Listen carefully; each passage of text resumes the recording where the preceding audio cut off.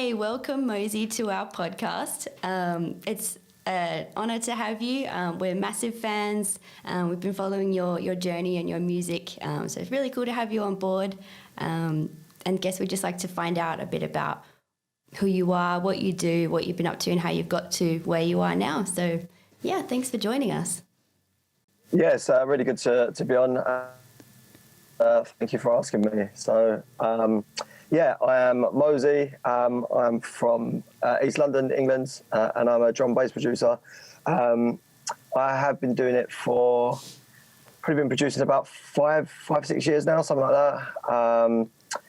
But I mean, a lot of people, I thought everyone sort of discovered me a few years ago, and then it turns out that wasn't true. It was only like a few people did, because now I get quite a lot of messages, and people are like, "Oh, mate, I've just heard this tune for the first time."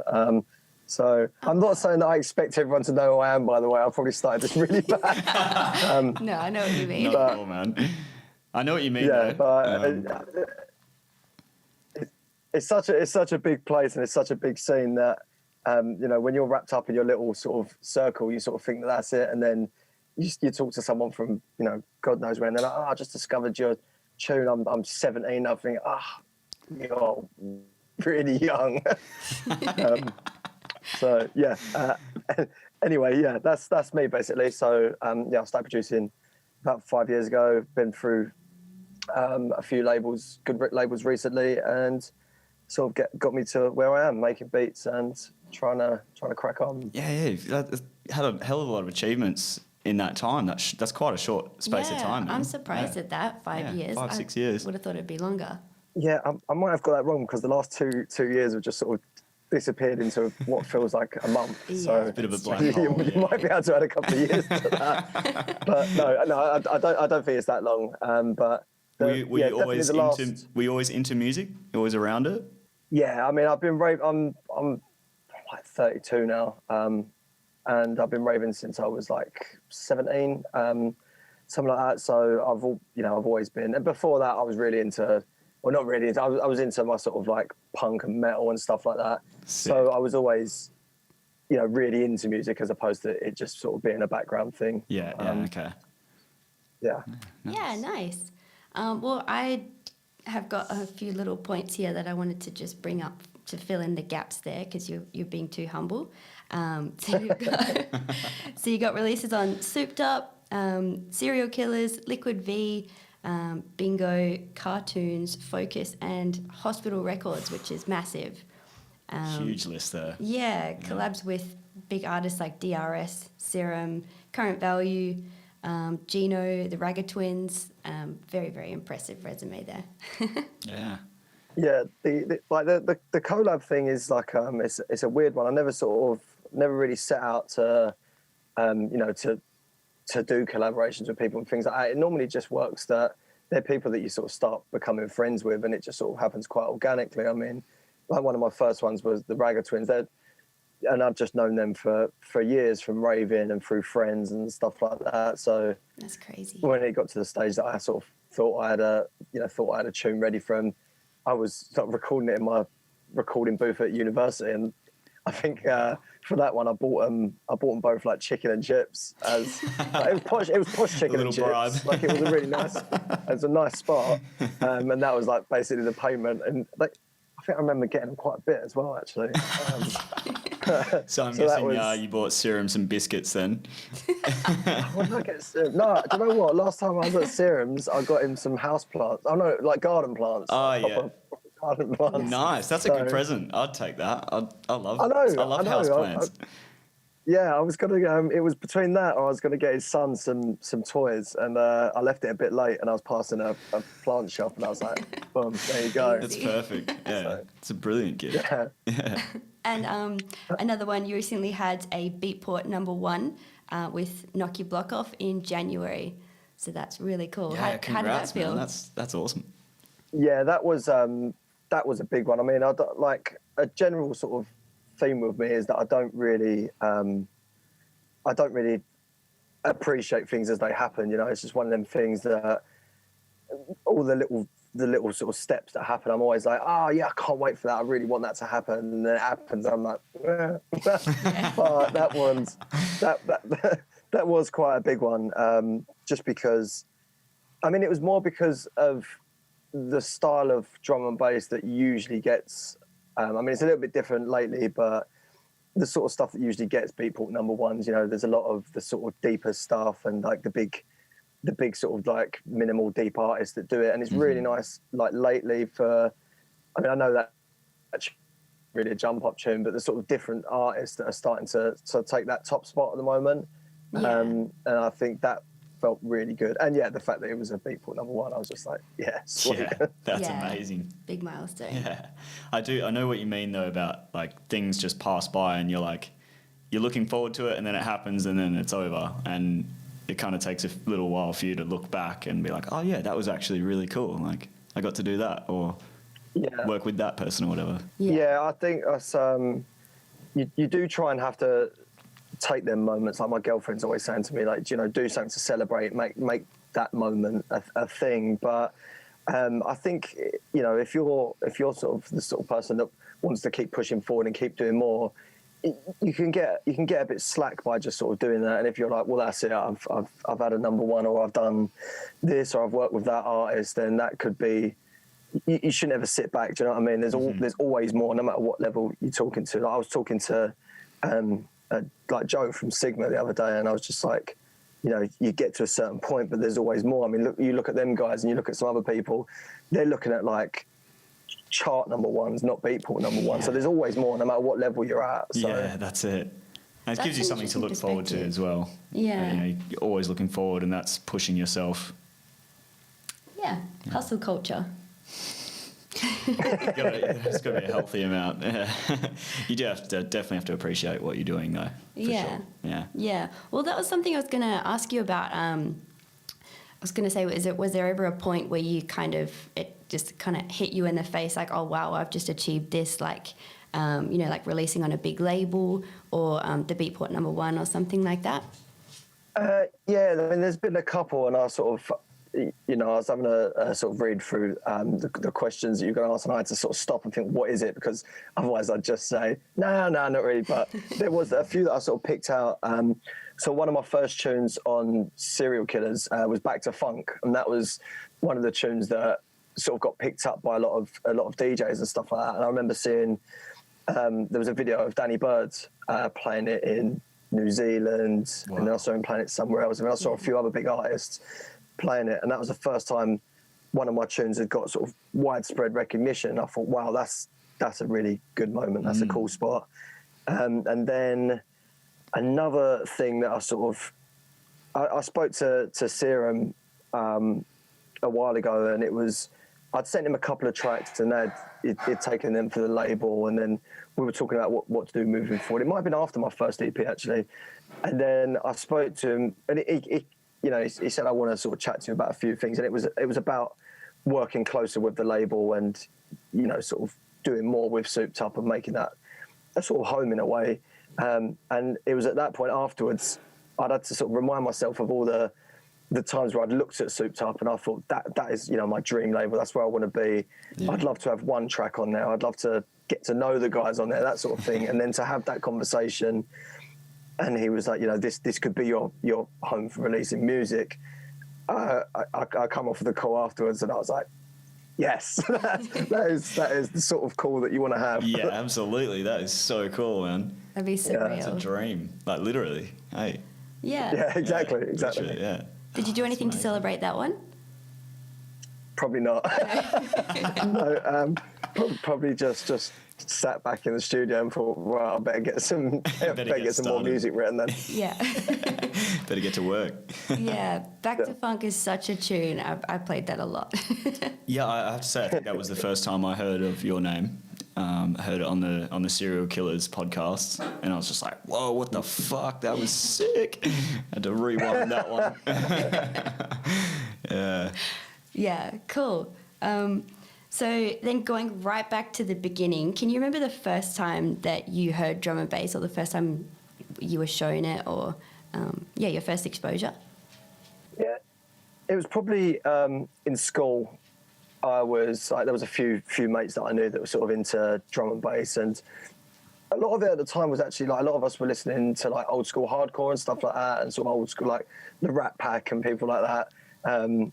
But yeah, there was a few of my mates in school listening to drum and bass, and then I was quite into my graffiti as well. And one of the guys that I knew was sort of playing me drum and bass and stuff like that, and he showed me. I think I was trying to show him like some old school Rat Pack set from like '92, and he was like, "Mate, check this Hazard set out." And I was like, "All right," I didn't know who Hazard was, and I was sitting there. I think it was like sitting there having a smoke or whatever, and I was just like, what is this? What is this music? And then it was not long after that I got to a rave and saw Hazard live, and that was it for me. Like, wow. Definitely, I said if anyone ever asks, it's always hearing a Hazard set, hearing Hazard tunes. Wow. That just had me hook, line, and sinker. Yeah. For that to be the first artist that you get exposed to as well, like he's a magician. Like he's insane behind the decks, as you know. Yeah. So that's you certainly hit the ground running. Hey. If you hear Hazard for the first time, then it's like everyone else is pretty much downhill after that. No, I'm joking. That's so cool. I really wish that I was growing up in the UK and exposed to drum and bass where you are. It just sounds so cool. Yeah. That's amazing. Yeah, I think you forget, like, I forget sometimes how lucky we are, really, because the sort of jungle thing was a London thing, and drum and bass predominantly was. I mean, obviously, Bristol, Manchester, all of these different places had their own scenes and were a massive part, and they fed into each other. But I mean, at the end of the day, Bristol's like two hours down the road. Manchester's 4 hours, so it's not. Sometimes I see like you guys, and I see people in New Zealand. They're like, "Yeah, big gig this weekend," and they're flying to it. Do you know what I mean? So yeah, well, we're pretty lucky that most stuff's on our doorstep. Yeah. Like you can catch a train and get to another city and come home the same night. That's so cool. I think like compared to where we are, so like we're literally in the most isolated city in the world. So the nearest city is a few thousand kilometres away. It'd take you a few days by train. So, yeah, you certainly got that. Like you don't want that train journey when you come down. No. Definitely Oh, not. God. That'd be the worst thing ever. Is that how you get around to your gigs, by train, or do you fly or with a come down? Yeah. No, do you know what I'm playing like my first gig back next Sunday. I'm playing in Bristol for Guerrilla Tactics for them guys back to back with Bish, and I'll probably get a train down for that because it's just easy. You can like. I'm quite into my reading at the minute, so you can just read a book on the way and then on the way back rather than just sitting in the car. How gentlemanly of you. I haven't told you what I'm reading. It could be horrible. True. But it's like I mean, if you're driving around in the middle of the night, like, I still know people that get trains to gigs because they don't drive or whatever. Mm-hmm. But then you're limited. You have to get a hotel or something or work that out. And a lot of promoters and stuff will say, we can put you up in a hotel, but a lot of the time you just want to get home, you want your own bed. So absolutely. It's easier just to drive back after. Even if it's like a 4 or 5 hour drive after, at least you're home. Yeah, I'd much rather just be in my own bed, for sure. Yeah. It's so much nicer. Yeah, that's it. But that's really cool that you're playing your first gig back. That's so exciting. That's amazing. Do you think that's like the start of things going back to normal now, or is it kind of just like seeing how it goes? It better be. No, it's I think it's a good sign. It's definitely a good sign. I mean, I don't know if people's sort of mental state could really handle if like us getting drip fed all these lineups and then everyone to take it away again. But we'll see. I mean, the next sort of stage, we've got a date in like mid-May, which is pubs and stuff indoors can start opening. A few different things will start loosening, and then our big one is like June the 21st, where apparently everything's going to be back to normal. But I mean, even with that, we don't really know what the ins and outs are. Like there's talks of you will still have to socially distance, but you're allowed raves and stuff like that. I mean, we'll see. But I mean, really, really hope it's everything going back I hope to, for your sake it is. even if it's not 100% normal, just more normal than we've got, because people need to get out, and I've got tunes to play. So Yeah. Well, I was going to ask, is that a sit-down gig, or can people move around? So the one I've got Sunday is a sit-down thing, because that's all you're allowed at the moment. So I played at something a little while ago, and sort of 20 minutes in, the crowd were getting a bit raucous, and the promoter just come over. He's like, "Yeah, can you just take everything down a notch?" And I was like, "Not really, no." Yeah, that's not really what I do. That's pretty hard to ask. I messaged someone. Yeah, I messaged someone last night, and I was like, "Mate, are we all right to like play whatever we want on Sunday?" But he was like, "Yeah, the harder the better." So Awesome. I can't wait. Yeah, that's like it's pretty hard to ask you to tone it down. Like, what do you do? Yeah, Start playing liquid. I mean, I'm sort of. Well, the thing is, I'm sort of all or nothing, and I mean, like, I've got quite a bit of liquids and stuff like that coming, but it's not the easiest thing to sort of go midway. Do you know what I mean? I think there's a certain style of drum and bass that does suit that midway point, in my opinion. You know, that you can sort of play, and people can have a little dance, or they can stroke their chin to it. And I love, you know, I like them raves, and I love that music. But if you're playing jump up and you're playing stuff like that, it's not that. You know, the only reason you write that music is for crowd reaction. Yeah, so absolutely. That's what you're hoping for. Yeah, it's a tough one. Hey, we had one sit down gig, and it was definitely pretty weird. Yeah, everyone was not really taking it seriously and wanting to get out of their chair and, you know, rave. That's what we're there for. We only really had like a few months of like full lockdown, and then even after that few months coming back to a gig, it was really weird. Like you just kind of felt a bit weird being that close to people and being around that many people.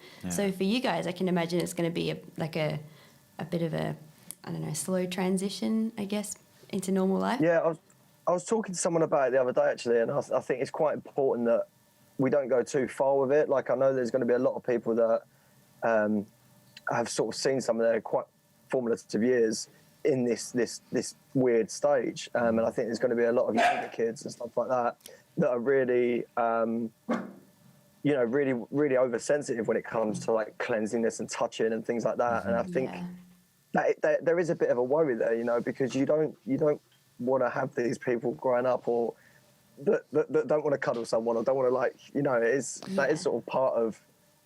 I might just say that because I like cuddling people. No, there's got to be that balance. Yeah, it's an interesting point though, that for those people that are in that age group, it's a weird time for them to be, you know, alive. It's quite strange. Yeah, I mean, imagine you just turning 18 at the start of the very first lockdown. I mean, that was over a year ago for us now. Like, you've missed, a lot of them people have missed like their first year at uni, a year's worth of raves. I mean, when I was like that age, I was raving like twice a week. Do you know what I mean? So absolutely. They've potentially missed 100 raves. Yeah, that's it. They got a bit of catching up to do, eh? Exactly, mate. Exactly. Do you know what? I've seen a lot of them on Instagram and TikTok, so I know they've got it in them. Like, they definitely look like they've got four raves a week in them. Fuck yeah. Yeah, that's funny. If we could take it back to the start of your journey, did you start DJing first or did you start producing first? I didn't really do either of them that seriously, and I mean, it's not something that I should sort of be proud of, but, you know, I actually had a set of decks. They were like big old. It was like in some sort of case, and they were like belt-driven things, and they were just awful. I'm pretty sure they were like from the 80s or something. And I had them, and I got given a load of vinyl from someone, and they was like, "Oh yeah, no, my mate Ant works at a label or something like that." I was like, "Oh, all right." At that time, I was like 12 or 13, so I didn't know what was going on. And it was like a family friend, and they gave me these records. And looking back now, there was like a whole collection of like Ram stuff. So I'm assuming it was Ant Miles. But it was like all like the Ram trilogy stuff, all of it like all vacuum packed stuff. And at the time I was like, yeah, it's all right. But then someone else gave me like it was like a Pac-Man, like hardcore EP. I was like, yeah, that's the one. Let's play that. Scratching on it and shit. Oh God, how far you've come. Yeah, but yeah. So sorry to go back to your question. So I think it was I was sort of messing about with DJing a bit there, and it's always sort of been in the background that I have a little play with it. But you know, it was always production that was my biggest interest. And you know, I mean, look, crowds are amazing. It's nice being out to see people, but I think I get the most enjoyment from writing music, definitely. Yeah. Cool. Yeah. That's awesome. Yeah. It's weird because I think a lot of people started DJing and then moved on to production. But you still do meet like some people that have just dive straight into production. So yeah, like a couple people. Each to their own. I mean, unfortunately, like you can't really, unless you're massive, it's pretty hard to make a living out of just making beats. So even if you're not that into DJing, or you know, it's not your sort of top priority, you have to sort of pretty much get up to speed as soon as the production kicks off, because that's your earnings. That's what you've got to, you know, if you're not playing out every weekend, then it's going to be pretty hard to support yourself with just production. I mean, I work like a 9 to 5 anyway in sort of audio and sound, so I've got that as well. But I mean, you definitely need to be on top of both, I think. Yeah, absolutely. Yeah. And did you kind of, when your production started picking up, did you think, I need to maybe practice my DJing a bit more, or what was the sort of timeline there? Yeah, definitely. You know, if I was, like I said, I think if you know, if I was being ultra cautious, I probably wouldn't admit it, but it's the truth. Like, you know, I especially having like lockdown, where there's been nothing going on. I mean, you can just about see in the background, I've got my sort of little controller there that I have a play on, but it's nothing like having, you know, 3 CDJs in front of you. Yeah. So, you know, I've had a few pirate studio sessions booked in just to blow the cobwebs off with gigs starting up again, definitely. Yeah. Have you sort of neglected it a little bit because you're in lockdown and you're like, oh, what's the point, or? Yeah, definitely. I mean, you know, I know a lot of people are the same with like downloading tunes and stuff like that, because I'm always so into what I'm doing and things like that. A gig will come up or something will happen, and I think, shit, I haven't downloaded any tunes for quite a while, so I'm like scouring through my emails and getting on. Normally, I got a bit of like I send out like the call, like the old conch. I'm just normally like, I'm like, can everyone send me tunes, please? And luckily, a few people reply. So I've seen that a couple of times. That's interesting. So do you sort of dig for tunes anywhere else, or are you just in the emails, or? I mean, a lot of the time it's like this. You know, I'm quite sort of picky with what I play, really, and I mean, a lot of the stuff I do play is sort of from the artists in the sort of immediate vicinity to me. So like the Souped Up guys, you know, Serial Killaz guys will send me stuff, and you know, also like Critical and people like that. I probably miss a lot of tunes. You know, I probably should be more on top of it and find, because I know a lot of people are like, oh, this new artist that no one's ever heard of, blah, blah. Like, I'm terrible, but you know, a lot of people send me tunes. I'm like, yeah, I'll check that, and I just forget, you know, and that could be the next big thing. I could have missed a dub that everyone's playing, but a lot of the time I'll hit Serum up like the week before I've got a podcast or something and be like, load me up, please, mate. And he'll just send me everything on the label and stuff.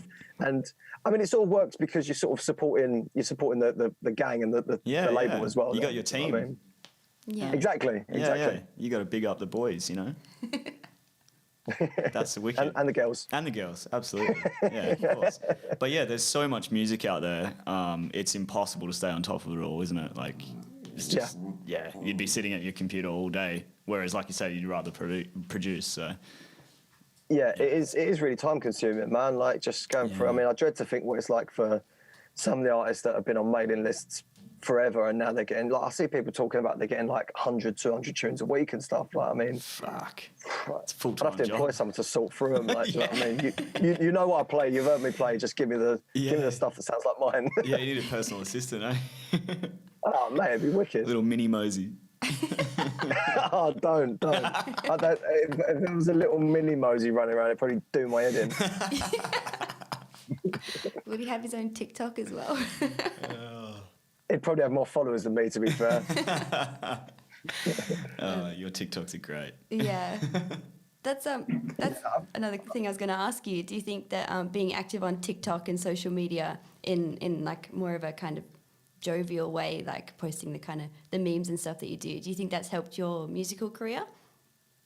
Yeah, I mean, I think the one thing that I really noticed, because I, like with Lady Killaz, I didn't really know. I mean, I sort of thought, oh, you know, so it must be a good tune. That's why people are playing it or buying it. But the numbers that I was seeing through streaming and stuff like that, I couldn't really work out why there was so much more than other stuff that I'd done, or, you know, stuff of the same sort of time. And then I started noticing, like, you know, a load of memes on sort of Facebook groups that were using the Lady Killaz tune, just ridiculous memes. Yeah. And then a lot of them would have like the little TikTok symbol in the bottom. So I sort of thought, oh, you know, a few people must be using it on there, and then coming over. And it wasn't until like a couple of months ago when I joined TikTok, and then me and my girlfriend were sort of laying on our sofa watching TV, and I was having a look through. And I sort of worked out about the sound thing, you know. So I saw a Lady Killaz meme, and then it had the sound at the bottom. And I clicked on the sound, which brings up whoever else has used that particular sound in their videos. And there was like 5,500 videos. What? And I was like, what is going on here? And, you know, if all of them have got, you know, some of them have got like thousands of views in themselves. And that's when it started to make sense. And I was like, well, you know, that people are just doing free advertising for you, basically. Yeah, that's amazing. You're a living and meme. I think there's living the meme, mate. I think there is that to it. But I mean, just in the way that I've been using it and the way it's nice to interact. I've found that personally TikTok is a lot more interactive and it's easy. There's less curbing on the, you know, you haven't got the algorithms that Facebook use just like pushing it down all the time and trying to, if you haven't got 1 million followers, then you can't get to that many people. Like, people are going viral on there and they've got like 10 followers. And it's a younger generation on there as well. I find they're a lot less, I mean, you get pricks on there, definitely, but they haven't been surrounded by this like negativity and stuff like that. And they're sort of, I mean, you know, when I saw people on there, I thought, oh, look at these dickheads. Like, you know, I thought it was just a thing for the kids and stuff like that. But, you know, if you've got people that are open-minded and they're just doing exactly what they want on there, it's healthy, man. It's good to interact with people, and you can interact with fans, and like there's people on there because there's not a great deal of artists on there. So when people see you on there, they're a bit shocked, and like you're sort of chatting with them and things like that. So it's all new and fresh. It'll probably get rinsed and it will get shit soon. But at the moment, it's working. Yeah, milk it while it's good. Hey. Cool. Because I've never used TikTok, so I just don't really know what the go is. But TikTok makes me feel old, man. Yeah. It makes me feel old, but then sometimes I see someone who's a lot older than me and they've just not got it, and that makes me feel a bit better. Makes you feel better about yourself. Yeah. But I see like a lot of people just can't like crack it, and I did. I joined it like a while ago. And I put up a couple of videos and they got like 20 views, and like, I was just like, I don't really get this. I don't get what I'm doing wrong here. I don't like, and then I see like some artists on there that are doing the same, and it's just, you know, there's sort of big platforms and big labels and stuff, and it doesn't sort of click. And I think it just seems to be, it's either potluck or it seems to be consistency on there as well. You know, you just got to sort of, I've tried a few, like you try a few new things and like, it just doesn't work, and realise that people are there. You're filling a niche, do you know what I mean? And that's why people want to see you. And the way their algorithms work is unless you're really filling that niche every time, it doesn't really work. So, sort of do as you're told and make funny drum and bass videos, you prick. Follow the trend, yeah. Oh, well, I'll have to get TikTok and follow you. Because I've seen some of your videos on Instagram and just fucking lost it. Yeah. You see the best ones, to be honest. If they're good, they end up on Instagram. If they're not that good, then I just let them die on TikTok. Out of the way. Well, that's what I want to see. I want to see the shit ones. I want to go down the rabbit hole, man. Fuck yeah. Oh, that's awesome. It's a good way to interact, like you say. Get on like another level with your fans. Yeah. Yeah. Really cool. Absolutely. I think you need to ask a question now. No, you're right. No, go on. No, you're doing so right. well. Okay, cool. Well, can you remember your first gig and how you got that first gig? Yeah, so my first gig, I was dressed in like a nightie, like a woman's nightie, because it was a fancy dress. It was like a pajama party, fancy dress thing. That it was Uncle Doug's and Billy Bunter were putting on, and I won it as like I got a set there as like a competition. It was basically just all of our mates just ended up like getting little sets there, and it was it was a bit of a nightmare really, because I was a bit more confident than I should have been, and just got absolutely hammered like before my set. Oh no! So yeah, Fuck. it wasn't great, and I wasn't used to like playing in clubs or anything either. So it was so much louder than I'd ever experienced. And the person that was on before me, as they stepped up, like someone in the crowd was like, "Oh, it's not that loud out here. It's not that loud." They turned up the booth. Like the booth speakers to man them, and I didn't realise. Like I just walked in, I was like, I turned around to someone in the booth, I was like, this is really loud in it. I was like, this is like super, super loud. So I've done my set, like struggling through it. And then it's like one or two songs from the end, the sound engineer walked in. He was like, why is it so loud in here? Turn the booth volume down. And I was like, oh, I thought it was just supposed to be like that. Like, it was rattling my head. Like, it was so loud. Ears just bleeding. Fuck that. I've had people that just like absolutely blasted. Hey, it's like fucking chill out, man. Like you got two 15-inch PAs either side of you, like. And even like the and that's a slippery slope as well, man. Like if you start with loud monitors, that's pretty much you for your career, because your ears will just get worse and worse. Like there's certain DJs, sort of DJs on the scene that are just, their hearing must be gone because they have the monitors so loud. Yeah, like, and it's just. You know when you walk into that speaker field, like when you're sort of behind it and you step into it, it's just like assault. Yeah. You need to like start low and then work up as your ears get worse and worse, I suppose. Yeah, or headphones, earplugs, man. Like I've got my earplugs, so good. They so come with me everywhere. Yeah, nice. So did you get some custom made, or are they just like off the shelf? Yeah, so we've got, I don't know if you guys have got anything similar, but we've got a scheme called Help the Musicians. I think it's called Help for Musicians scheme. And it was about 3 or 4 years ago, everyone started posting about it. They've done a big like a PR campaign, and it's basically you can get, you end up paying just the admin fees, and you get like the, is it ASL? Or I'm hoping I'm not using like a porn abbreviation there by accident. Oh, God. Keep it PG. Keep it PG. What I just said. So you get these like really, like they're worth about 150 quid, something like that, and you end up paying like 15, 20 quid for them, something like that. Wow. When I got them fitted, I was so hungover. I'd been to Cardiff the night before, and I was just absolutely dying. They like push wax into your ears, so it's like you can hear the room, and then it just goes like that, and it's just got ears full of wax. And I just looked at the girl doing it. I was like, I am so hungover. This is not what I need today. Like, but yeah, headphones, earplugs. Yeah, nice. Oh, that's a really good campaign, though. Hey, like, I don't think we have anything like that here. No. But yeah, they're about $250 to $350 for a custom set. Yeah. So about 150 quid, I think. So we should make a petition. Yeah, we need that here. Because I've just got these. I mean, it's all you've got to do is sort of prove that you're either a working musician or a producer. Or I know that they managed to get onto the scheme. Mm-hmm. I think you send them like a SoundCloud link, and you can have your name on a flyer or something like that. Just any proof that you need them. Yeah. Or you basically really cool. just say I'm a violinist, and I play on the weekends, and then they'll be like, all right, there you go. But if it's there, just make the most of it. Yeah, that's great. Yeah, absolutely. Yeah. So cool. So it's very important to look after your ears, kids. Yes. So with your production journey, did you study anywhere, or did you just teach yourself? I mainly taught myself.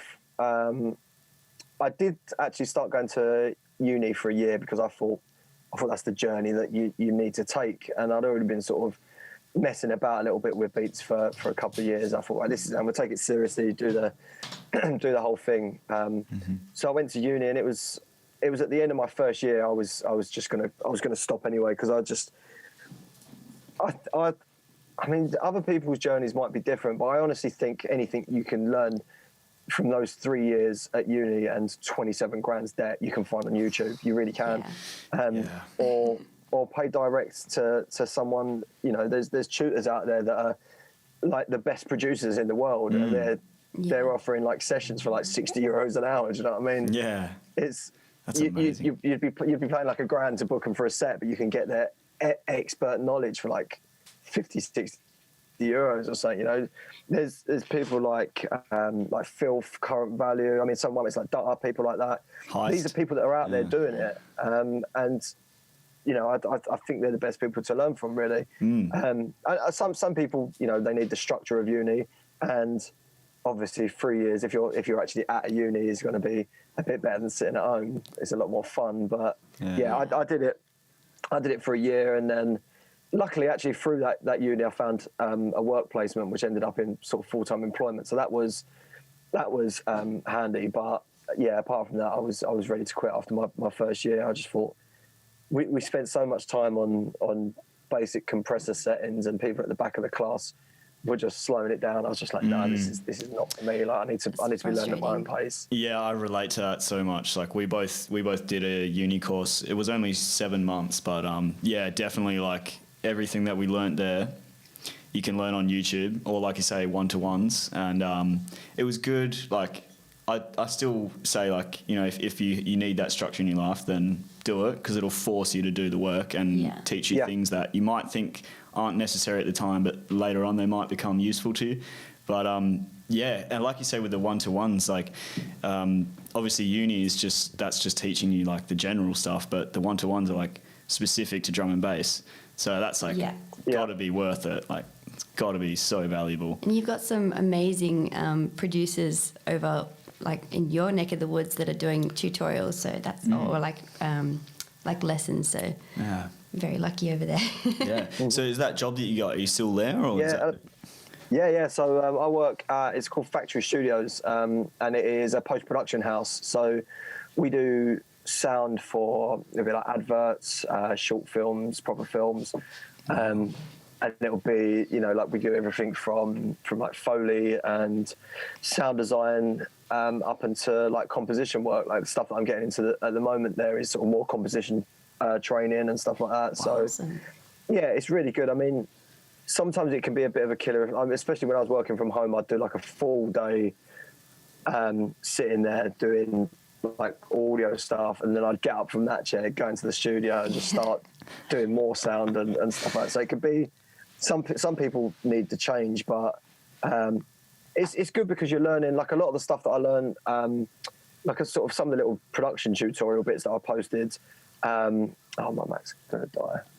I'm sorry. That's bad.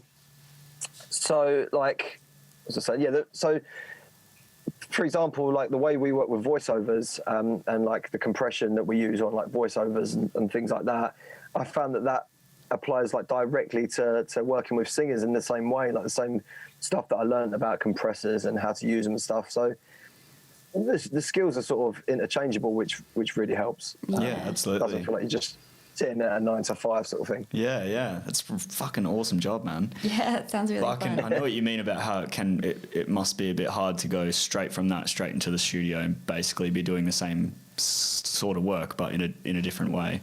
So yeah, I mean, even just like listening to drum and bass all day at work, which is what I do, and then going home, sometimes you're a bit like, oh, I've just heard too much music today, I don't know what I want to make.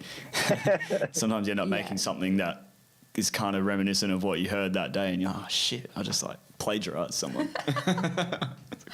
Mate, I'm pretty much the same. Like I cycle to work a lot of the time now, but when I was getting the train, I try and like force myself to listen to music around the sort of style of what the project I'm working on at that moment is. So if I'm trying to get an EP finished for Souped Up, then on the train in the morning and on the way back from work, especially on the way back from work, you know, that hour before you go into the studio, I'll listen to like an hour of TI, or I'll listen to an hour of Serum or something like that, just because, you know, you're getting your ears sort of used to that sound, and because you know the levels and the sort of like the sort of subtleties of each type of music are quite. It's quite important that you know I wouldn't sort of listen to Jump Up for ages and then try and make a liquid tune because you're just not on that vibe and everything's going to be sounding wrong. I think anyway. Yeah, that's an interesting. Yeah, I think it's Sorry, I kind of cut you off there. But yeah, no, go on, mate. I'm used to the old off-time zooms. Like. No, that's interesting. I see what you mean now. Maybe I'll listen to more drum and bass at work, and so I try to like I try to listen to like different genres altogether to try to like make sure I'm fresh to drum and bass when I get in the studio. But then I guess it's interesting. I'll try that. So we work at a music shop, and I work on the sales floor, and he works in the warehouse. And there's a guy on the sales floor that works with me, and he's just constantly playing drum and bass, like always the most obnoxious, energetic, like obnoxious drum and bass. Shout out to Jezza. Yeah. And it's awesome, but like after a few hours, you're like, I need to calm down a bit now. This is too much. Yeah, I mean, like some people used to say to me that I'd be listening to, like, you know, tearing drum and bass at like 7 o'clock in the morning. I used to be a heating engineer, and I'd just get up in the morning, get in the van, and put that on. And people were like, "How can you listen to that first thing?" I was like, well, so it's you know, I listen to a lot of drum and bass, so you have to listen to it in the morning as well. It wakes you up. But it wakes you up, gets you ready for the day. 100%. Like, get the blood flowing, man. Yeah. Okay. Now, totally off topic. Where did you get your name from? Where did Mozey come from? It came from graffiti, basically. I was writing graffiti from when I was sort of like 14, something like that. Yeah. And I was really into it, actually. You know, I was into like the whole sort of train scene and all that sort of thing. And yeah, it came from that. Basically, I was probably like smoking a lot of weed and doing that sort of stuff at the time as well. And I remember thinking like I wanted a name that sounded really like nice, like really friendly, because it's sort of juxtaposed to painting trains with it. Like, and Mozey was the sort of. I thought it sounded like a little teddy bear type thing. Yeah. Not, I guess not really doesn't really suit tearing drum and bass, I suppose. But. Yeah, you still got that juxtaposition now. It's like quite a. Yeah, I don't really want it now though. That's the thing. It's too late. It's so really cool and teddy. Like. Yeah. No, I think it's cool. It kind of. I don't want to say it. It might make it worse, but it kind of sounds like posy. like a little flower. Oh, leave it. I shouldn't have said that. Now you're going to change your name. I'm changing it up. No, that's cool. Posy. I knew I shouldn't have said that. That's cool that you came from graffiti though, man. Did you ever skateboard or anything? Yeah. So, do you know what? No, I was like into my sort of inline skating actually, sort of like aggressive inline skating. I did that. That was like my whole life when I was sort of between like 12, I suppose, and like 16 and 17. Absolutely loved it. And recently, I've gone back. Mate. Oh, sick! Skates and, fuck yeah, mint. But yeah, that was like a lot of people. Like when lockdown came, a lot of people were just like these hobbies that they had when they was younger. They was like, I'm just going to give it a go and do it again. Yeah, nice. I started with I got a skateboard again. And I was like, right, I'm gonna get a skateboard again. And I remembered why I didn't skateboard, so I sold that skateboard after like 2 weeks. I was like, no. Damn. Yeah, that's we like we said, we both work at a music store. So when lockdowns first happened, there was so many people coming in buying guitars and just synthesizers and all sorts of shit. Like, I'm off work, so I'll just learn guitar or drums or whatever. Yeah. So, I suppose it's a silver lining to it. Yeah. Just people telling themselves they're going to be able to play an instrument when they haven't been able to for 40 years. And you just think, no, it's still hard.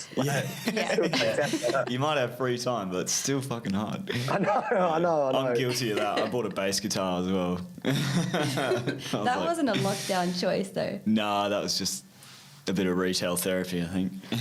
Hey, get on with it. Oh, I haven't played it for a few weeks. I bought it, I played it about twice, and I was like, yeah, all right, I'll come back to that, and just never did. Mate, also so, got a bike. in the background, I got my piano, right? My missus got me that like a year and a half ago for Christmas, and I did like a few weeks of like online lessons or whatever, and I've just been so slack on it, and I feel really bad. Like, it's just every time she comes into the studio, she'll be like, "Are you going to play this? Like, are you going to learn this instrument?" I can't hide it. I can't like keep it out of the way. So it doesn't. It's not like you can say, "Oh, I lost it." Oh. I know. But I know I do really need to, man, because I was getting pretty good. Like, I was doing like I did like a few weeks of lessons. I thought I'm actually improving quite a lot here. So, yeah, I will. Gonna start. Do you know making what? liquid. I'll do an hour today. I'll do it. That's my promise. You can check in. I'm gonna That's get your back on homework. it. Awesome. I want that on my desk by Monday. Yeah, that's cool. Well, yeah, Harley just got a bike as well, so. Yeah. Oh, I'm bad. So man, it's cracking up a bit there. Oh, sorry. Yeah, No, our internet's pretty shit over here. Yeah, we got that NBN. That's all right. What sort of bike have you got? I just bought a mountain bike, just like a little entry level Merida bike. I don't know if that means anything to you. I've never heard of the brand before. But yeah, I just went out on the trails today for the first time. It was fucking sick, man. So much fun. Just like, I stacked it a couple of times, and there was some like pros looking at me like, where the fuck is this guy going? I just ended up in some random spots. I was like, oh, I'm gonna have to turn around and go back. But yeah, it was wicked fun. It was good, man. Yeah. Yeah, I've got like a road bike. I'm quite into my sort of road cycling. Yeah. So Nice. yeah, I get out on that quite a bit. Yeah. It's good fun, eh?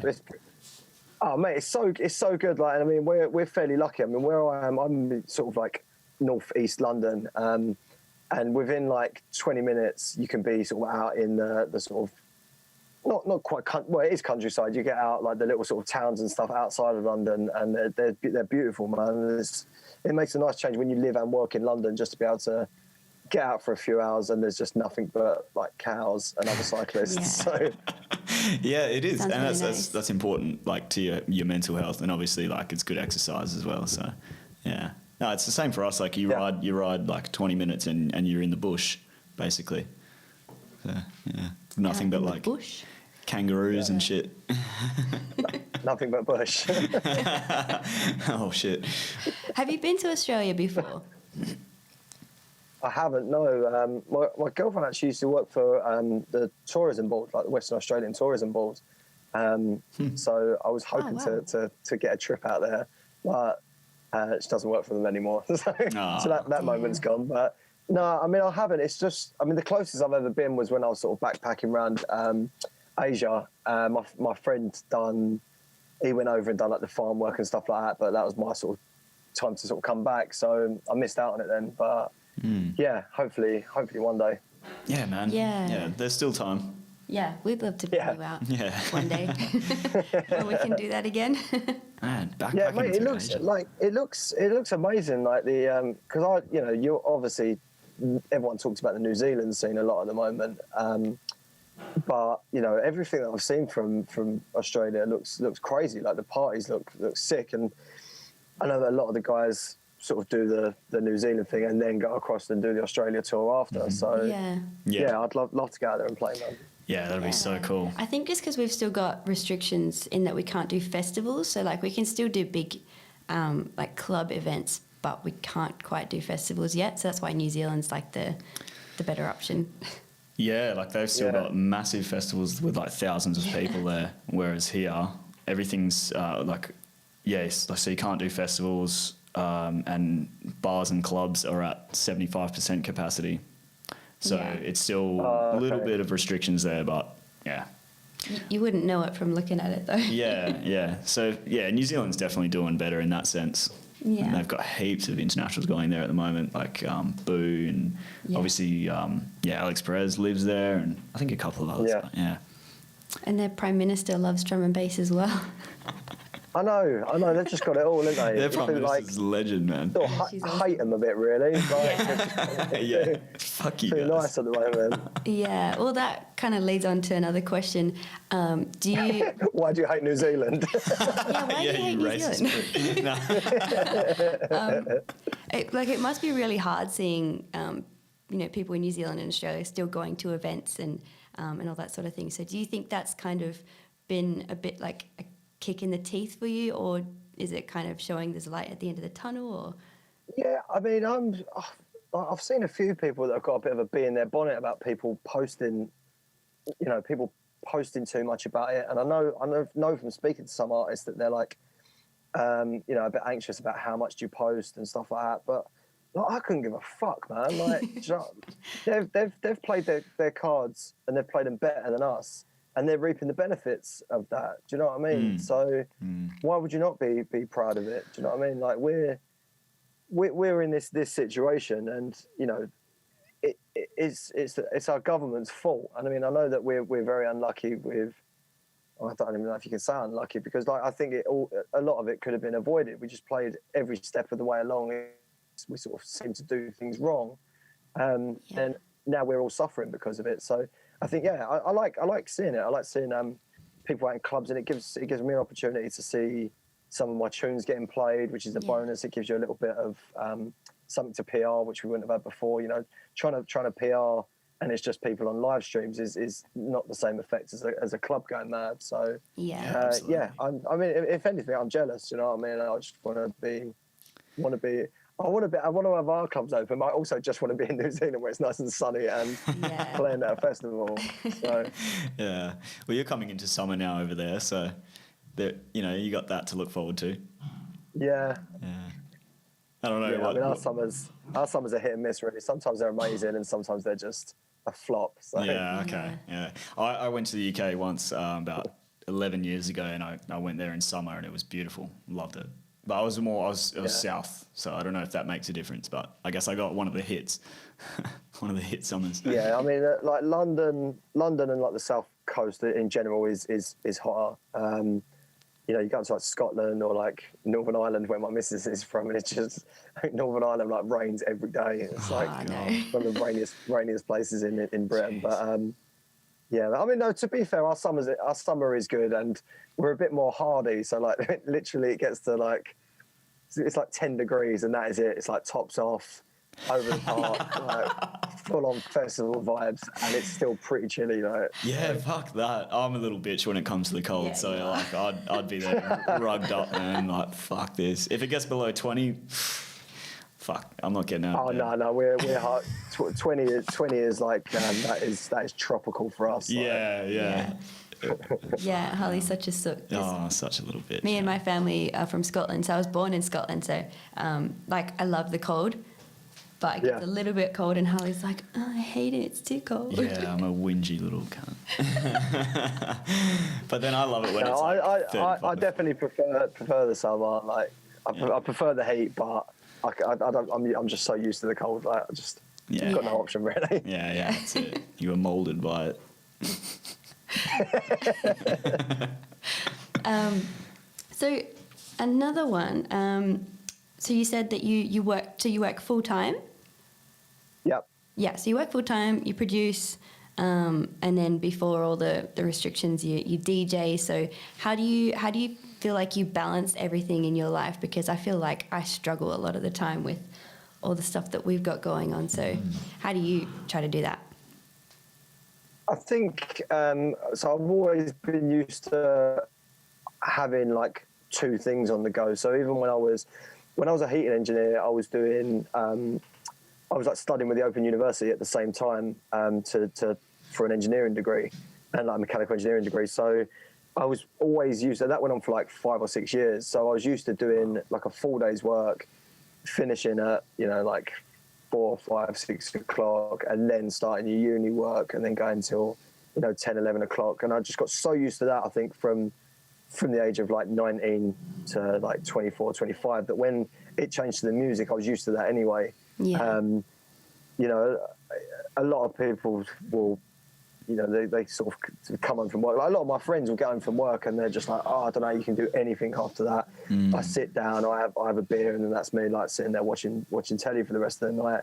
But you've just got to make it a thing, make it just make that your life. You're just used to it. You get home and then you sit down, chill for a little while, and then that's it. You're in the studio. But I mean, it's you love doing it. It's not like you're doing it begrudgingly. It's what you want to do. It's like it's you know, for all of us, it's still a hobby. Even if you can make a living out of it, it's something that you love doing, and it's a passion project, you know. So otherwise you wouldn't be doing it. So it's easy to get in and spend 10 hours in the studio because it's well, unless it's going bad and it's shit. But yeah. I mean, you've got to be passionate about it. That's about like you said. That's like the only way you can do it. Hey, otherwise it's just a drag. Yeah.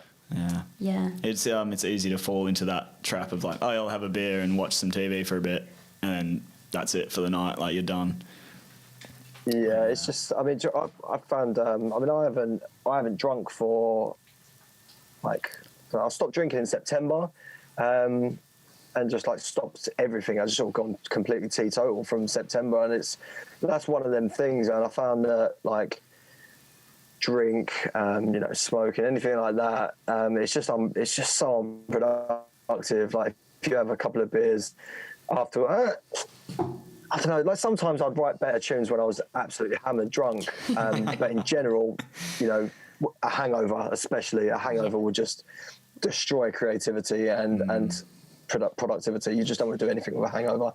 So it's all good being in the studio when you're smashed, but then the next day trying to write is impossible. So yeah, I just found it easier just to knock it all on the head. Yeah, and wow, that's impressive. Get down to business. Yeah. No, that's fucking like good work. You've been sober for how many months that is, 7 or 8 or whatever. Yeah. That's fucking good work, man. Do you drink at shows? Or? Like, I can't count my months. Hey? No, I have. I mean, so I was saying I can't count my months. Like, it's always been a running thing that like, I was about 25 before I could say all the months in order. It makes me sound really stupid, but I always got really confused about September and got muddled up. And my dad would like bring it out like a party trick. Would be at like family days. He'd be like, "Go on, say." He'd be like, "Say the months." I'm like, "Don't do this." That's cruel, Go on, man. say the months. Fuck, that's evil. I know, child abuse. Yeah, child abuse. Lock him up. That's like my mate, who's from the UK, came to live and study in Australia, and he's a smart guy, but he didn't know geography at all, and we made him draw the Australian map, and it was just like with all the states, and it was just fucking hilarious. It was all over the place. Like WA was like the most of Australia, and then it was fucked. And then we'd bring it out at parties and be like, he's English, yeah? Yeah. It was a little bit unfair. I wouldn't be able to draw the states, man. Like, I think. Yeah. Well, that was after like 5 years of him living here, so. Oh, mate. All right. Then, he should know by then, mate. I thought he'd like literally got off the plane and you was like, mate, draw the Australian states. Like, or else you going back home. Yeah. Like that's the test to get in the country, Yeah. mate. Show us on the map where Canberra is. You know what I mean? No. I'm surprised you know what Canberra is, so I'll give you props for that. I was really throwing that out there. Like I thought after I said it, I thought, if I've said that wrong, that is not going to go down well. I was thinking, is it Canberra? No, it's definitely Canberra. Canberra, yeah, they go cranberries there. No, that's our capital territory. We've got the dogs. I know. That's the one. It's the one that everyone gets wrong on quizzes. That's why it's in my head. From the UK, they always try and throw it out there. Yeah, that's a tough one, say man. Sydney. Yeah. Or Melbourne. That's how the Yanks say. Yeah. There's quite a lot of places in Australia that I think you would not know how to pronounce because I don't even know how to pronounce. Yeah, we live here. Wagga Wagga. What's another good one? I bet I can pronounce that one. Wagga Wagga, Mullumbimby, Mullumbimby. Manjaguda. Yeah, there's heaps of good ones. Burracup, yeah. I've seen because of my missus working for like the tourism board for a while. I've seen the spelling of some of them and. Yeah, it is weird. It's like a different language. Yeah. I mean, it literally is, yeah. Yeah. Like, it's all Aboriginal and Noongar in WA. They're original names for these places, so that's why you look at it, you're like, oh, right. It's in, letters that I understand, but the sequence is, like, whack. How's that meant to come out of your mouth? Yeah, that's it. When you come over, we'll take you to all these places, and you can get a photo in front of the sign. That's what all the tourists do. There's one sign. And it's like I think it's Manjaguda, and it's just the spelling's crazy, so it's like a tourist spot. So we'll get you there. You can get. sounds absolutely wild. Is this what happens when you stop drinking? you get taken to site. You gotta find other ways to have fun. This is what, Yeah, this is what yeah. the I kick-ons might are like start now. drinking again. Yeah. You sober? God. Sorry, you cut out again there. I was saying that's what the kick-ons are like when you're sober. You just do really interesting things like that. Mate, I'm really dreading it, like, because you see people touring and stuff, and like they're all at like these after parties and stuff like that. I'm just going to be standing there like talking to someone about books. You know what I mean? It's like, Oh, I know what you talking to mean. people about man. cycling. Like, Yeah. Yeah, that's like I can't do kick-ons and after parties. Yeah, I just get too tired. Yeah, too tired. Too like I'm just like, oh fuck. What are we talking about? Like, yeah, I'm the same. I'll talk about like riding my bike or cars or dogs or whatever.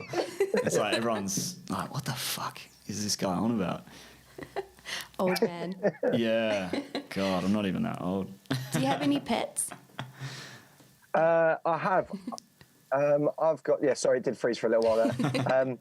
Yeah, I've got a dog that lives at my mum and dad's. Like when basically I had her with like, my ex, and then when I moved into a flat at one point, she had to go to my mum and dad's. My dog, not the ex. So, Interesting. like, and then she just didn't come back after that because my mum and dad have got like another 2 dogs as well. Oh no, just one more other dog now. And then yeah, they're just a little happy family. So yeah, But so I she's have still got your that. But I dog. mean, I think I would get more dogs in the future. Definitely, I think when like me and my girlfriend rent the place that we're in now. So when we actually own somewhere, I'd get I'd love a couple of dogs, definitely. Yeah. Although we argue about the breeds, we don't know. We can't come to. She wants like a big like Irish red setter or something like that, and I'd just have something small and ridiculous. Like Yeah, ridiculous yeah, we got things. something small and ridiculous. Yeah. I knew, I'd be in the same position. So I was just like, you just get the dogs and you just get whatever you want. I'm staying back. I wanted a boxer, but then I just So much work. and huge shits. So I'm not into that. Nice. That's what my dad always said. If you get a big dog, then it does big shits. Big jobbies. Big jobby. Yeah, they're like little dogs are just jokes as well. Like they're just funny little fuckers, man. You know what I Yeah, mean? yeah. You feel a bit weird walking down the street with this this thing like this big. It's like, what the fuck? Yeah, we got a living teddy bear. Yeah. Yeah, mate, that is a sick dog. I'm quite up to date with your dogs already from Instagram. To be honest. Okay. Awesome. Well, that works out there. Get out of here. They're famous. Okay, let's go back to you and music. Okay. So what's your usual like workflow when you sit down to make a tune? Like, do you start with drums or do you start with sound design or what do you do? So I usually start with a drum break. Although, to be honest, I mean I try different things all the time because the thing that sort of stops me the most is my sort of bass lines. I can knock out a drum break with my eyes closed, really, but bass lines is such an integral thing to sort of dance floor music. If I'm writing liquid or something like that, it's a different process because a lot of the time you can get away with just like a subby 808 type thing that just follows a melody. And in that case, I'm starting with a sample or a sort of melody in mind. But when I'm writing sort of dance floor stuff or jump up stuff, you don't just want to repeat a bass line that you've used before or a bass sound. So I think, some people seem to just write stuff fairly easy. But then other people seem to, regurgitate the same bass sound 1,000 times. And to try and stay fresh and, you want to, like, in my opinion, I want to be trying to write the best music that's out there. I don't just want to write something that's just, that'll do. So I always knock out a drum break quick and then often spend days and days and days just stressing out, trying to make a decent bass sound. And then it just clicks. So sometimes it will come in like half hour. I mean, I've been stuck on the same tune for days at the moment. And then yesterday I went over to Dogger's studio in South London, and we just knocked out a tune in like 4 or 5 hours. And I come back and my tune's still fucking sitting there waiting for me. Like, you know what I mean? Just like, right, you've done that, now get back and finish me off, you dickhead. But it's creativity, like you can't force it, can you? Yeah. No, you really can't, man. And it's like, I'll be honest, it's the bane of my life, really. It's the thing that sort of causes me the most stress, is being able to finish tracks and get tracks going. And it's just so much pressure. It's hard enough when you're starting off and you've got no real pressure and you're doing it for yourself. Then you're stressed out because you just want to get a nice tune finished. But then when you start adding in things like labels and momentum and things like that, you know, like you could have like a couple of big releases and then people expect more, and you've got fans and other artists and things like that all want to hear the next thing, and you're sitting there all of a sudden. It's like stage fright. And I mean, I always sort of compare it to like erectile dysfunction when people ask about it. It's like the more you think about it, the worse it is. You know what I mean? Apparently. But, yeah, totally. It's like, yeah, you're just really, you know, you can't force it. But then in the same way, there's not a formula really. And I try to sort of tell people just to.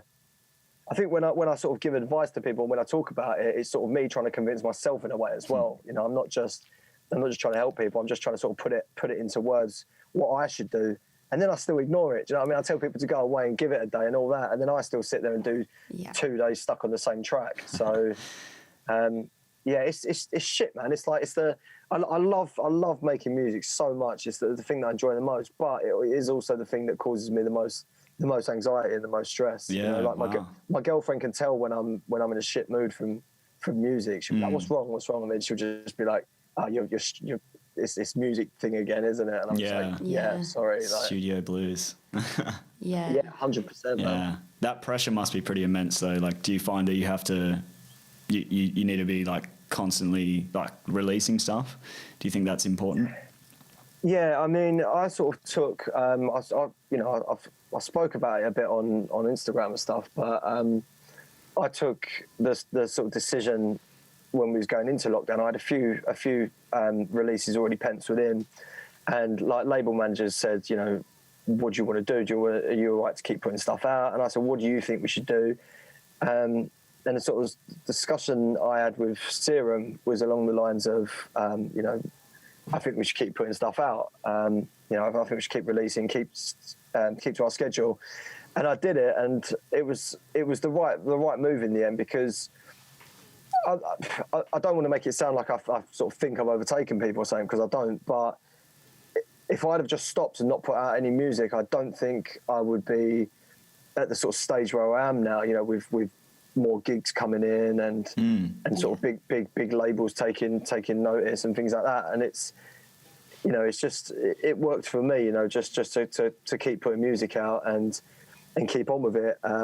Sort of part of me sort of does wish that I didn't, in a way, because if I'd have stopped, I would have had so much music now ready to go for when the clubs did open. I could literally hit, you know, a year of non-stop releases. Yeah. But, you know, I've done what I've done, and hopefully it's sort of paying off. So, but you progress every time you release something, and you know, you learn something from each release, I suppose.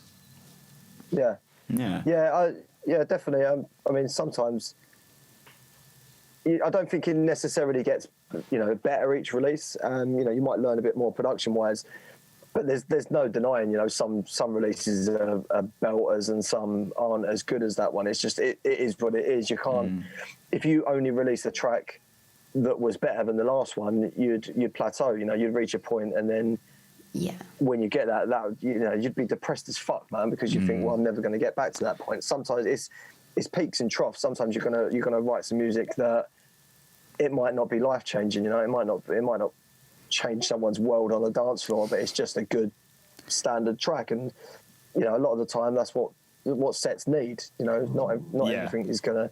Yeah, not everything's gonna be the Sistine Chapel. You know what I mean? Yeah. Like it can't be just banger after banger. Yeah, that's it. Like, Yeah. even in a set, you have to have your ebb and flow. So Yeah, but I think you're from what I've seen since the pandemic, like you've still been putting out music and still been really like upbeat and positive on social media. So that's been really good to see, and I think it's definitely inspired other people in the UK that are in a similar situation to just stay happy. Yeah, and I was positive. thinking like, you continued to release, and obviously a lot of other people chose the same thing, and I think that's given people something to look forward to and inspired people, and people are still making mixes and wanting to play in their bedrooms, and they still want new music. So I think it was the right choice, man.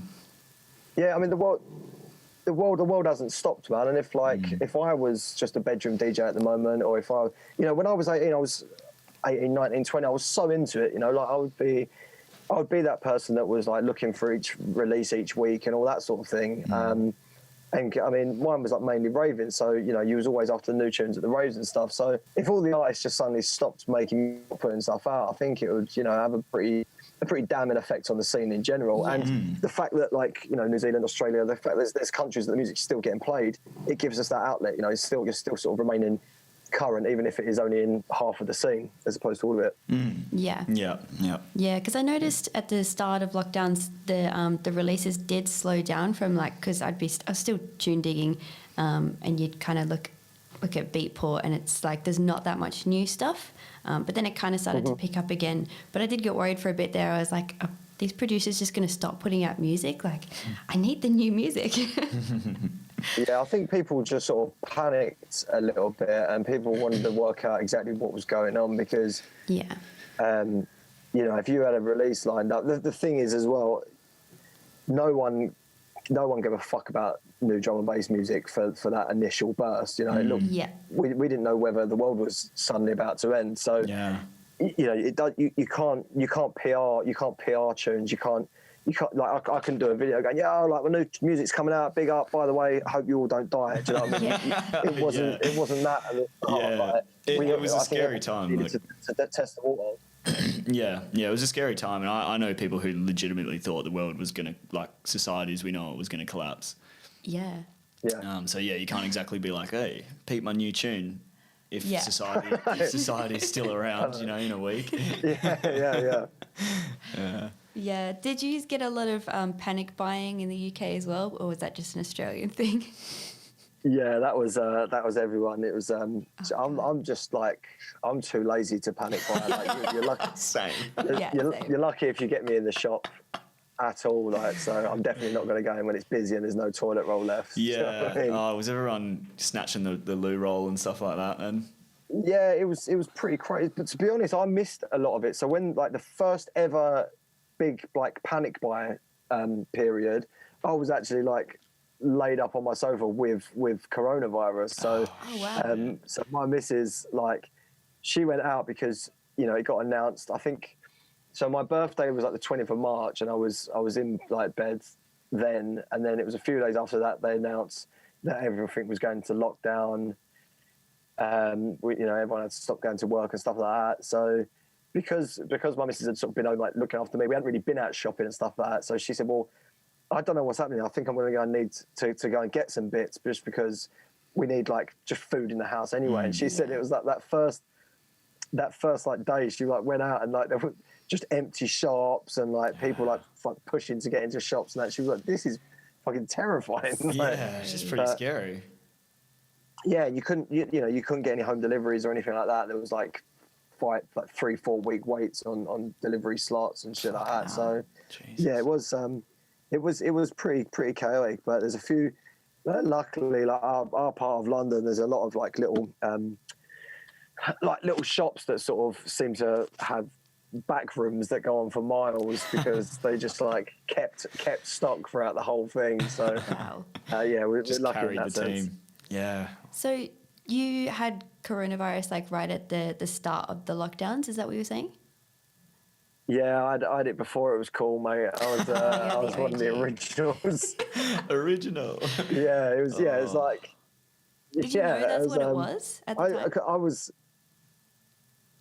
Well, no, I mean, it sounds pretty bad. I was sort of, so we was all working and we was at work, and it sounds awful, but a few people were like, oh, if someone in the building gets it and that's it, we can all go home, like being really like stupid like that. And then, yeah, as luck would have it, it was me that ended up with it. So that's karma, giving me a big slap around the face. But yeah, I mean, I sort of had suspicions that it was that, and then I was like, I don't really feel well. And one day we was walking up to like the shop near us, and I said to my missus, I'll wait outside because I don't really feel 100%. But walking up the little hill to the shop, I was like, I can't breathe. I'm getting so out of breath doing this. And then my missus was like, well, that's because you're drinking and smoking so much. But no, it turned out that I was actually sick. Oh man, was that drinking and smoking probably didn't help? Yeah, absolutely. Yeah, wow. So that must have been pretty scary when you found out what it was, right? Like, yeah, I was a bit. I mean, I don't really stress about too much, really. So I was a bit like, it'll be fine. But then there was a couple of points where, like, my breathing was getting quite bad, and like there was points where I thought, could this just suddenly take a bad turn? Because that's what was happening to people. Their breathing would be like quite bad, and then like over the space of like an hour, you'd end up in A&E. Like so, there was a couple of points where we'd be sort of like in bed, and my missus was like, I could really like hear you breathing, like you're just laying there like gasping for air. So there was a couple of sort of scary bits where I thought, I mean, we're very lucky. I live quite close to a hospital for one, and the NHS is amazing. So you sort of feel lucky in that sense. But I definitely they were completely overrun. So overrun and unprepared through no fault of their own. But it was scary, and I suppose it was scary for everyone. Like I saw, a few sort of people that I know and friends and like DJs and MCs from the scene, and then suddenly one day they're fine, and next thing you know they're fucking doing a video from their hospital bed, and you're just like, crazy. Jesus, it can literally happen to anyone. So. Did your girlfriend get it as well?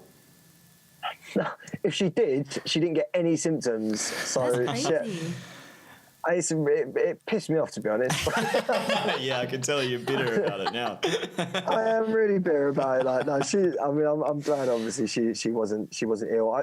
I'm assuming she would have caught it because we didn't separate, we didn't isolate or anything like that from each other. So she's either got very good antibodies and it didn't touch her at all, or she just didn't get symptoms. And that's what obviously why it's so dangerous, because some people were just showing no symptoms whatsoever. But I mean, I've still got symptoms now. Like, it's been like a year. I've actually got to go to like a long COVID clinic. I just had to have like a chest X-ray and stuff like that because my breathing is not 100%, and I'm like getting sort of ongoing headaches and things like that. So for everyone that sort of says it's not that serious, it's fucking it's shit, man. It's like fuck it's a long drawn out thing. Do you know what I mean? Yeah. Oh, those people do my fucking head in, man. We've got people, we've got people around us that kind of in the drum and bass scene that are like, they were complaining about us having to wear masks for 1 week, and people that don't even believe it's real. Yeah, and it's just like, mate, it's not scary, piece of shit. Like, it's only going to affect old people. It's like so close-minded, and it's crazy. Yeah, the thing is though, it's quite. I mean, I've got, everyone has. You either. It seems to really polarize people quite a lot, and it seems that there's a few people that are just sort of like taking it as it comes and things like that. But most people are either taking it quite serious or not taking it serious at all. And I've seen lots of like friendships sort of fall apart because of the different opinions and stuff like that. So I found it sort of easier just to sort of try and sort of keep it to yourself a little bit. I mean, I'm obviously not in a way that I'd be like, if someone asked my opinion about it, I'd tell them. But a lot of people from both sides of the camp are really sort of like posting about it all the time and things like that. And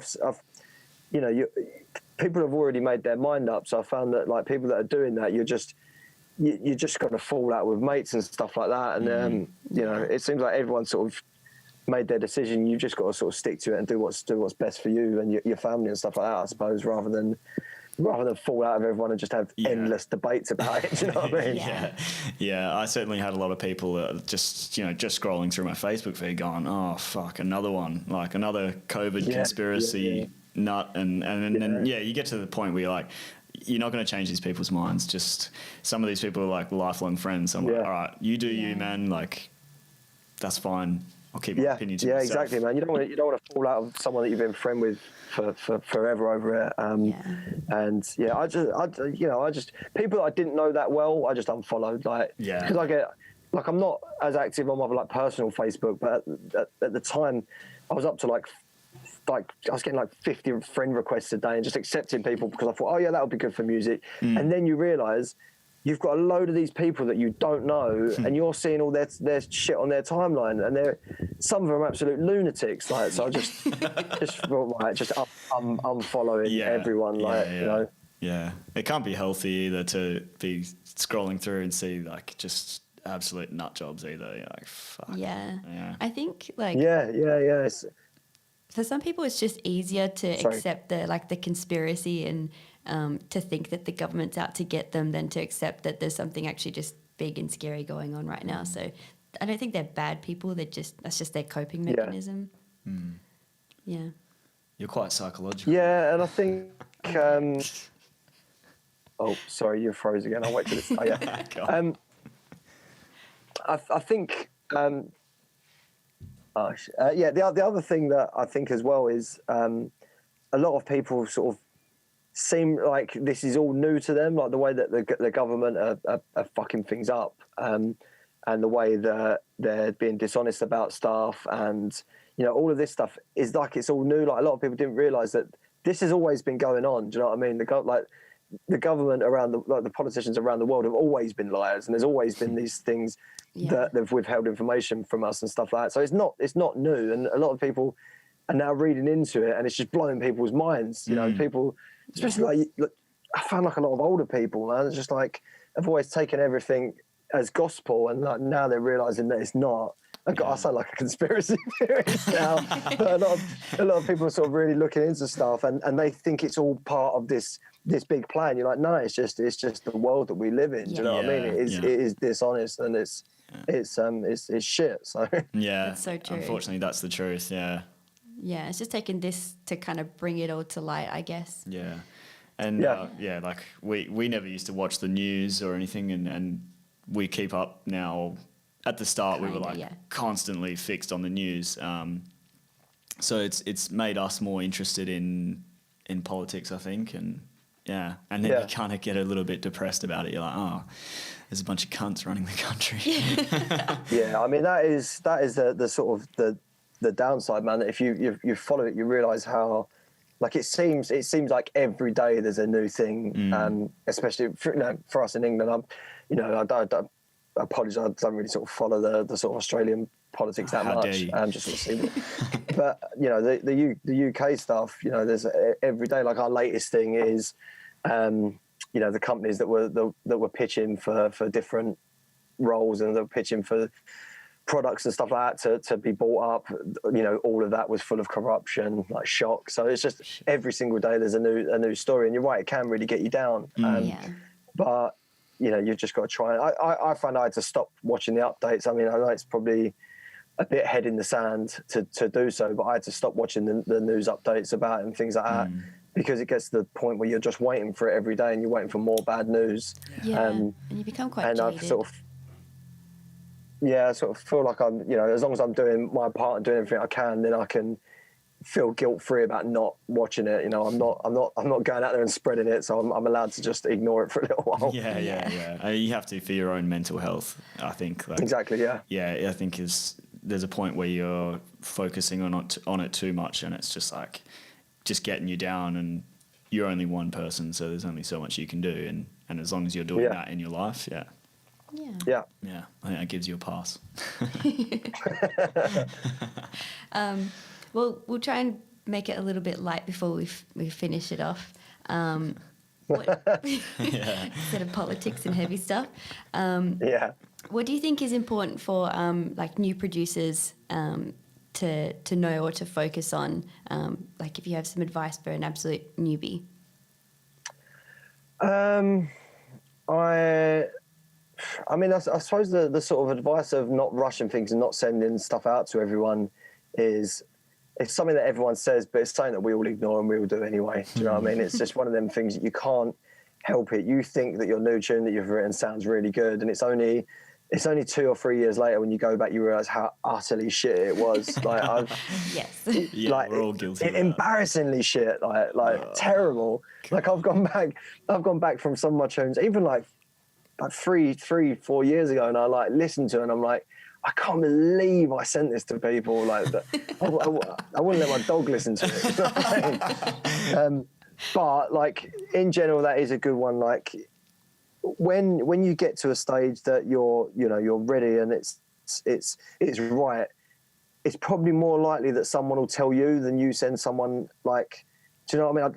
I know that can't happen if you're not sending stuff out, but you know, you might send some stuff to some sort of close mates and stuff like that, and you want someone just to be honest with you and just say, you know, that's really good now. But yeah, I mean, the other thing, like, is you've just got to be ready to dedicate your whole life to it. Yeah. Or at least a big chunk of it. You know, it's not, people sort of see, you know, me on Instagram, and people see me when I put a new tune out and stuff like that. But what they don't see a lot of the time is, you know, most nights of the week, most weekends, just in the studio all the time. You know, it becomes a second home, and it's the same for all of us. It's not like that's just me. It's like every single person I know. We live in the studio. It's like, it's what we do for, you know, for hours and hours. And you know, there's that saying that it's like it takes 10,000 hours to perfect something. I mean, I'd say that's, you know, it's at least that you spend so much time perfecting your tunes and your sound. And then even when you get to that stage, even when you get to where I am now, you're only at the start of your journey then, like really, in the grand scheme of things. It's only now that I'm, you know, comfortably putting out music and starting to get gigs in and stuff like that. So it's such a long road. I sort of see people sometimes, and I don't want to say like they think it's all going to come easy, because a lot of people don't, but I see people like having a bitch and a moan and getting disheartened and things like that. Like, fucking get on with it. Like no one wants to hear you moaning. Do you know what I mean? We've all been through that stage. It's the same like the way people like dig out others, and they dig out people that are getting more gigs. And you know, the latest one in vogue at the moment is, I've seen a couple of people moaning about girls and women, you know, getting more bookings than them and stuff like that. And I'm just like, well, just do you, man. Like, just don't worry about it. You know, there's like, you know, we're like as a sex, men have had so long where we've had the upper hand, and we've had it, you know, a lot easier and unfair advantages forever. Yeah. Like now you're starting to see it the other way a little bit. Just put it over there and just like let it be. Do you know what I mean? No one's going to stop you if you're writing the biggest tune out there. No one's not going to sign it because you're a bloke. Like it's not that. Yeah. Like, do you know what I mean? It's people might, you know, it might get to the stage. People were saying it about race as well. People was like, you know, people are signing people because they want a black artist on the label or something like that. Like, fine, whatever, but don't think that that's gonna like directly affect you. Like, just do your thing, write your bangers, and get them out there. So that's so true, man. I think to wrap that whole thing up, I'm basically just saying you've got to work your bollocks off, really, and don't get knocked back, because there will always be knockbacks. Even like today. You know, like this morning, I'm like flicking through Instagram, and you see, you see people talking about like their favorite artists, or you see people like talking about their favorite releases, and a little bit of you'd be in like, you know, you wouldn't be human if you didn't think, I'd like to be on that list, or I'd like to be mentioned there, or something like that. So it happens forever. Do you know what I mean? And there's people that just say they write music for themselves. Like, I don't always 100% believe that. I know some people write it just because they enjoy writing music.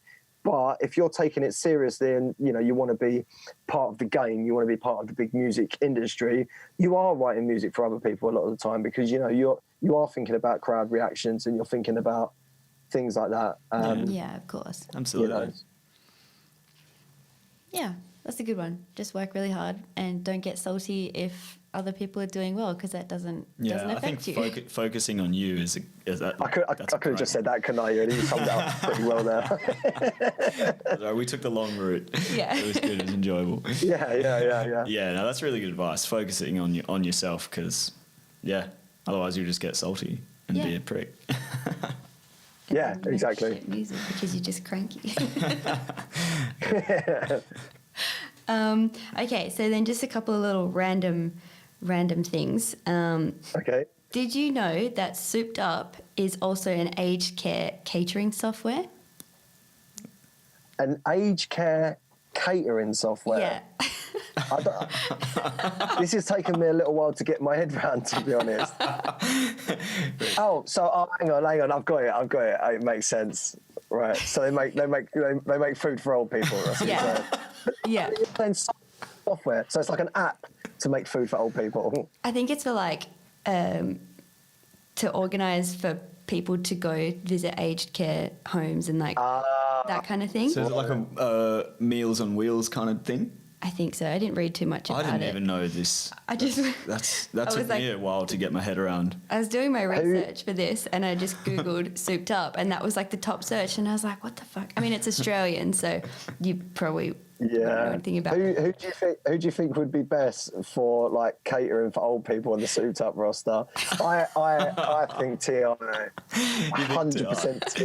Yeah? Why is that? Is he a bit of a culinary I don't know. master? I don't know. He's just like he's a really nice guy. He's a really nice guy, and he's like, he's quite organisational. He runs like the you've seen his like clothes business that he works at. Yeah. I just think that's quite. I think they could convert that into some sort of like soup making place. Yeah. Just get rid of the TI t-shirt for that. printing machines and Put just his replace face it on with there. some big soft broccoli, stuff that's easily digestible. Yeah. Actually, we met Ti when he played here. Was it 2 years ago? Yeah. We were playing on support, and he's just the nicest guy. And Yeah, he's such a nice Harley's guy. a massive Mate, fan. Matt's an absolute fucking legend, man. He's like, I mean, he's one of my favourite producers, definitely, just because he makes fucking bangers, and he's just so nice, and he's someone that I've got a lot of respect for because, I was sort of, I could see his journey from way before it sort of blew up because, he was in that sort of, he was the sort of like lower echelons producer. He was still sick, but he wasn't, up there, and he just kept grinding away at it. And then he just become, one of the biggest artists in drum and bass. So that's just he'll admit how long he grafted to get to where he is. So that's just another thing that goes, to showing that it's all just about the long game and about the graft. Yeah, that's he's, awesome. He's in it for the love. Yeah. But yeah, he's a lovely guy. Yeah. Love to get him back one day. So, Who would you say is the person who would be the worst to do this Aged care catering? Data, 1,000,000%, mate. Them lot, mate. Space cakes. That's all I'm saying. Like, honestly, nursing home that day would be ridiculous. Like, they'd love it. I'm sure they would love it. But yeah, Surely. Data would have them lot partying. So yeah, don't trust. This is my quote of the day. Don't trust Data around elderly relatives.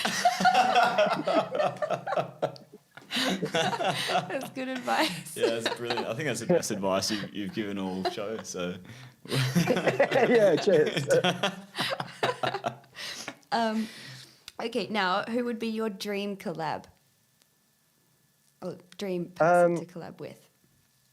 Yeah, I don't know really, like, because I've already like worked with like a lot of the people. I mean, like me and Matt have got a couple of things sort of bubbling away that we just need to get around to finishing. But like the producers I sort of look up to the most, I've always just idolised Current Value. So to do something with him, and it was just such an easy process. Like I sent him like the tune as I had it, and I was like going to say like, yeah, so let me know what you think, and then I'll send stems. And he just sent me a finished tune. I was like, bro, I haven't even sent you stems. Like, how did you do that? So that was pretty incredible. But I mean, he's an absolute beast in the studio. So yeah, he's ridiculous. Yeah, I don't really know. I mean, there's a lot of vocalists I'd love to work with.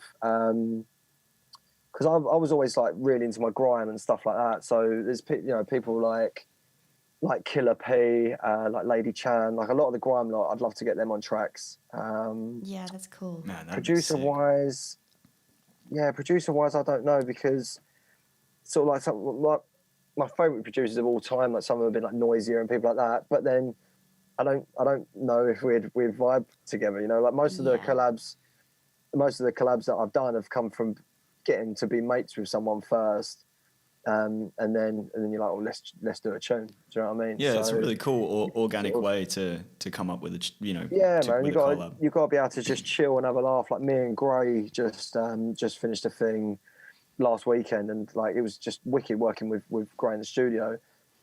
We sort of worked quite well together. Same with Dogger yesterday. You just it's that's all part of it, man. It's got to be enjoyable. If you're sitting there arguing with each other and absolutely, pulling teeth, it's not worth it. You don't want to be making tunes with that person. Yeah. Do you find that sometimes you have to, like, it just doesn't work out and you have to just bin it? Yeah, I mean, like me and Benny L. So the tune that I did with Current Value, originally me and Benny L. were looking at that as a collab, like the original idea, and it just wasn't working. It's like it's not like me and Ben are good mates, so it's not like it was a thing between me and him. But it's just the same way as you'd struggle to write a tune on your own. Sometimes it just doesn't work when there's two of you, and you've just got to put that one to the side and just move on. It's just it doesn't really mean anything. It's a bit disappointing because you want to come out with a banger between you, but it's not every tune that gets started gets finished. So absolutely. Was that like an awkward conversation that you had to have, or did you both just know that it just wasn't working?